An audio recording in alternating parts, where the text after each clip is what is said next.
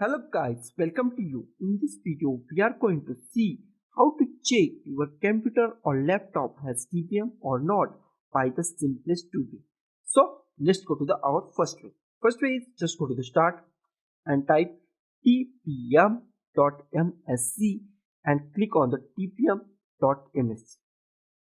If your PC contains TPM, then it's showing TPM manufacturer information, then manufacturer name of the TPM, then the manufacturer version and specification version. If it's not showing any kind of this box, then your PC has not TPM.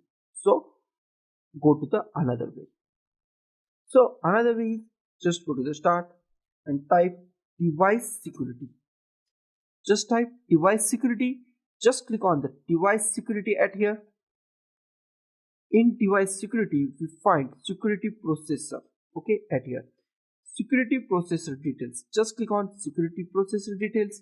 Here we find TPM information about trusted platform model TPM. Okay, manufacturer version, specific version, and all other things at here. If it's contain this box specification, then your PC has TPM.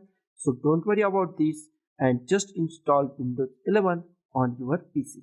And if your PC is disabled your TPM, then just go to this video. This video contain how to enable TPM in your BIOS. Just enable TPM in your BIOS and then come back and just use these two commands or two methods and find your PC has TPM or not. So guys, this is the simplest two ways to solve this problem. So guys, thank you for watching this video. Don't forget to like, share, comment on this video and don't forget to subscribe the channel.